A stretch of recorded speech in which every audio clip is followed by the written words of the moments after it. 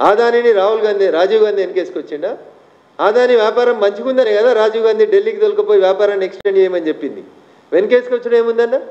ఆదానిలో నాకు ఒక్క షేర్ కూడా లేదన్న. ఆదాని కాదు నాకు ఏ కంపెనీలో షేర్ లేవన్నా. నా దగ్గర అన్ని పైసలు కూడా లేవు వాస్తవంగా. రాజీవ్ గాంధీ లెక్క రేవంత్ రెడ్డి లెక్క దందాలు చేసుకున్నందుకు షేర్లు కొనుక్కున్నందుకు నా దగ్గర పైసలు లేవన్నా. నాకేమన్నా షేర్లు ఉంటే తీసుకురాని మీ పేరు మీద రాసిస్తాను నేను.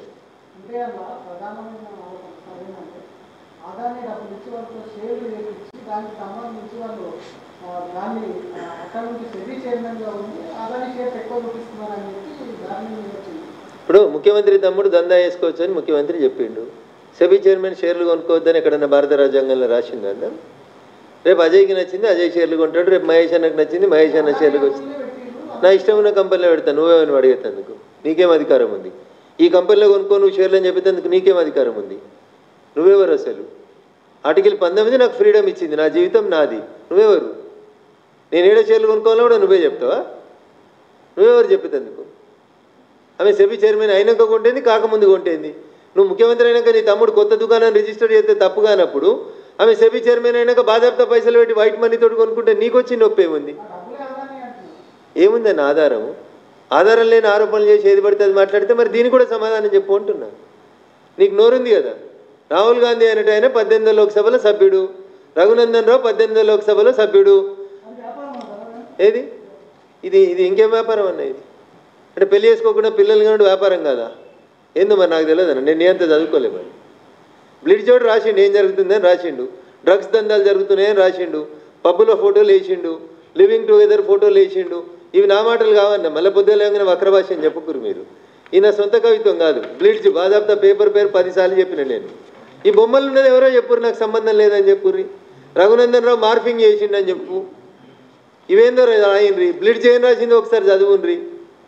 డ్రగ్స్ తోటి పట్టుబడితే ఎవరు ఇడిపించారని రాసిందో బ్లిడ్జ్ చదువుండ్రి. ఈ బొమ్మలని పబ్బులయా క్లబ్బులయా లేకపోతే గుళ్ళే జంజం వేసుకొని పూజ చేసుకునే అడుగురి బ్లిడ్జోని. నేను అడిగితే నన్ను అంటారు ఏందన్నా? వ్యాపారానికి దీనికి సంబంధం అంటే ఈ దేశానికి ప్రధానమంత్రి అయినట్టు ఆయన ఎట్లుండాలన్నా? పక్క దేశాలలో ఇది చేస్తారా? హిండెన్బర్గ్ కరెక్ట్ అయితే నేను కూడా ఇది కరెక్ట్ అంటున్నా.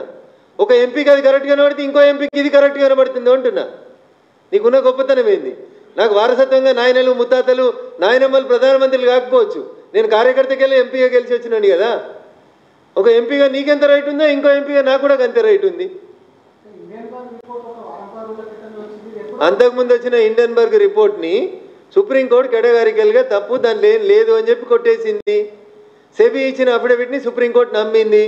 ఆ హిండెన్బర్గ్ సంస్థ మీద విచారణ చేపడతా అని సెబీ షోకాజ్ నోటీస్ ఇచ్చింది. ఇచ్చిన షోకాజ్ నోటీస్కి జవాబు చెప్పడం చేత కానీ ఓ బ్రోకరు ఇంకో వార్త రాసిండు హిండెన్బర్గ్లో. బ్రోకర్ అనే పదం ఏం నిషేధిత పదం కాదు, తప్పు పదం కాదు. అన్ని ఛానళ్ళల్లో ఇంగ్లీష్లో చెప్తారు, stock broker, stock market, stock exchange. Broker అని అందరు మాట్లాడతారు, అదే పదం నేను మాట్లాడుతున్నా. నేను అంటే ఒకసారి అయితే ఏదో పొరపాటు పడ్డారు అనుకున్నాం, రెండోసారి కూడా వార్త రాయించుకొని వచ్చి వాళ్ళే మాట్లాడుతుంటే నాకు కూడా కొంతమంది మీలాంటి జర్నలిస్ట్ మిత్రులు పొద్దున్న ఈ పేపర్ తెచ్చి ఇచ్చిర్రు. రాగన్నా ఎంపీకి అది కనబడుతుంది, నీకు ఇది కనబడతలేదా అని ఇచ్చిర్రు. అట్లా కనబడతలేదేమో మా జర్నలిస్ట్ మిత్రులకు చూపిద్దామని తెచ్చిన. రాహుల్ గాంధీ కనబడకపోతే ఎప్పుడు రేపు పొద్దున 11 గంటలకు ఇస్తా అని చెప్తున్నా. ఇంతకంటే మంచిగా ఏం కావాలన్నా? కనబడితే మరి దీని కూడా మీద మాట్లాడాలి కదనే. హిండెన్బర్గ్ మీద మాట్లాడిన వాళ్ళు బ్లిడ్జ్ మీద ఎందుకు మాట్లాడరన్న? రేవంత్ రెడ్డి రేపు దీని మీద ధర్నా చేయి, దీని మీద చేయమంటున్నా.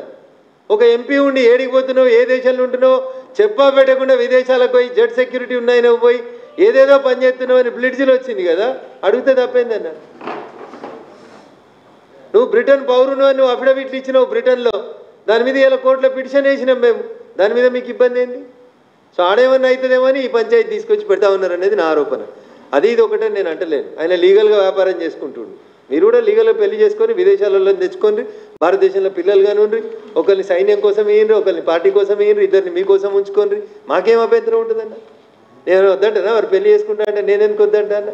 పిలిచి భోజనం పెడతా అంటే చంద్రశేఖర్ రాయన లెక్క నేను కూడా పోయి భోజనం చేసి వస్తా. ఆయన చెప్తాడు కదా, యాగం చేస్తే నీకేం తినొప్పి వచ్చి ప్రసాదం తీసుకోమని. ఈయన కూడా పెళ్లి చేసుకొని ఎంపీలందరికీ భోజనం పెడితే నేను కూడా పోయి తినొస్తా, నాకేం ఇబ్బంది ఉంటుందని అట్లా.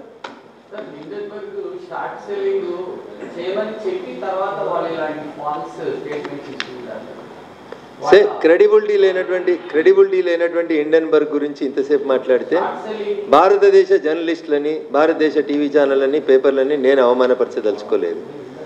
ఈ దేశంలో కూడా కొంతమంది ద సో కాల్డ్ మేధావులు కొంతమంది పేపర్లల్లో, టీవీలల్లో అక్కడిక్కడ వార్తలు రాసి వాళ్ళ ఒరిజినల్ రంగు బయట పెట్టుకోవడానికి ఇష్టపడడం లేక వేరే వేరే పేర్లతోటి బయటకు వస్తుంటారు. అట్లా ఎవడో పనికి మాలినోడు ఏదో హిండెన్బర్గ్లో ఒక వార్త రాసుకుంటే దాని గురించి మనం ఎందుకు చర్చ పెడుతున్నాం? ఈ దేశ ప్రజల యొక్క ప్రతిష్టను ఎందుకు మసకపరచాలని ప్రయత్నం చేస్తున్నారు అని అడుగుతున్నా. What is the credibility of Hindenburg అని అడుగుతున్నా. ఎవరు సర్టిఫై చేస్తున్నారు అని అడుగుతున్నది. కాంగ్రెస్ పార్టీకి ఏమైనా సంబంధం ఉందా? కాంగ్రెస్ పార్టీ ఎందుకు దాన్ని సర్టిఫై చేస్తుంది? ఈ బ్లిడ్జ్లో రఘునందన్ రావు రాయలే కదా, బీజేపీ వాళ్ళు రాయలేదు కదా. మీరు బాగా ఇష్టపడే బంగ్లాదేశ్లో ఉన్న ఒక రచయిత రాసిండు కదా. దీని మీద మాట్లాడుండు అంటున్నా. When you're speaking about Hindenburg, why can't you speak about the blitz అంటున్నా.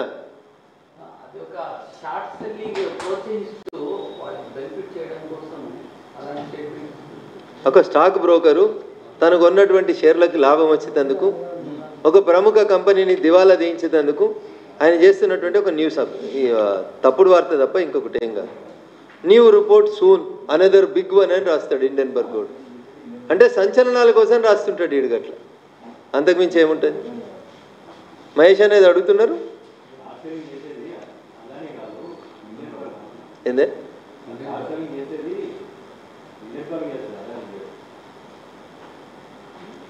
సో నేను నా క్వశ్చన్ స్ట్రైట్ అన్నా. ఒక ఎంపీకి హిండెన్బర్గ్ కనబడ్డది, ఇంకో ఎంపీకి బ్లిడ్జ్ కనబడుతుంది. ఒక ఎంపీకి హిండెన్బర్గ్ కరెక్ట్ అనిపిస్తే ఇంకో ఎంపీకి బ్లిడ్జ్ కరెక్ట్ అనిపిస్తుంది. దాని మీద విచారణ చేయమని వాళ్ళు అడుగుతున్నారు, దీని మీద విచారణ చేయమని నేను అడుగుతున్నా. ఆ ఎంపీగా వారికి ఎంత అధికారం ఉందో తెలంగాణకి వెళ్ళిపోయిన ఎంపీగా నాకు కూడా అంతే అధికారం ఉందని నేను అనుకుంటున్నా. వ్యాపారానికి కుటుంబానికి లింక్ పెడతారా? మరి మీ నాయననే తోలుకొచ్చినా అని చెప్పిండు అని ఆదానే చెప్పిండు. కావాలంటే ఆ బయట కూడా ప్రింట్ తీసి ఇస్తాం మీకు. ఆయన మాట్లాడినటువంటి ఆదాని గారు ఆ టీవీకి, ఇంగ్లీష్ టీవీ ఛానల్కి ఇచ్చిన ఇంటర్వ్యూని ఆ బిట్ కట్ చేసి పంపిస్తా. I was encouraged by the then prime minister Rajiv Gandhi అన్నాడు. I was promoted and I was encourage to come to Delhi by the then prime minister Rajiv Gandhi అన్నారు. మీరు ఆయన తీసుకొచ్చినోడు ఇలా షెడ్యూడ్ ఎట్లా? రిలయన్స్ ఎప్పుడు మోడీ గారు ప్రధానమంత్రి అయినాక రిలయన్స్ వచ్చిందా? అంబానీ రిలయన్స్ పెట్టుకున్నది మోదీ గారు ప్రధానమంత్రి అయినాక పెట్టుకున్నాడా? ఎందుకు ఇట్లా న్యూ సెన్స్ మాట్లాడతారు, నాన్ సెన్స్ మాట్లాడతారో తెలియదు.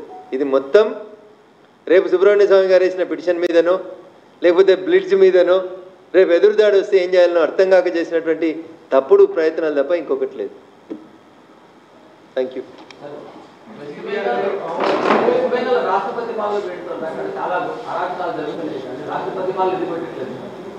సో అది ఆ రాష్ట్రానికి సంబంధించినటువంటి గవర్నర్ గారు ఇచ్చే నివేదిక మీద భారత రాష్ట్రపతి శ్రీమతి ద్రౌపది ముర్ము గారు తీసుకునే నిర్ణయాన్ని బట్టి ఉంటుంది. నాకు అంత దూరం పరిచయాలు తక్కువ అన్నా.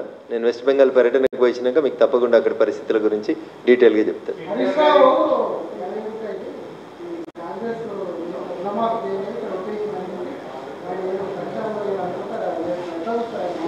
బండి సంజయ్ గారు ఇంతకుముందు గుడికి రమ్మంటే ప్రమాణం చేయమంటే ఏకసక్కాలాడిన హరీష్ అనేటోడు ఇలా యాదగిరిగుట్టకి ఎట్లా పోతాడన్నా?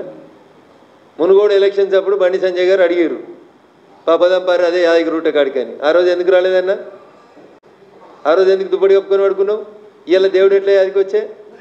ఉన్న ఉద్యోగం పోతే ఆయనకు దేవుడు యాదికి వస్తాడు, ఈయనకు అధికారం రాకపోతే ఈయనకు హిండెన్బర్గ్ యాదికి వస్తుంది. సిగ్గుండాలే. జొన్వాడ ఫామ్ హౌస్ నాది కాదని నిన్న స్టేట్మెంట్ ఇస్తాడు ఒకడు హైదరాబాద్లో కూర్చొని. మరి మా జర్నలిస్ట్ మిత్రులు కూడా నేను అడగదలుచుకున్నాను. నేను కూడా అడిగేలే ఇక్కడికి వచ్చినా కాబట్టి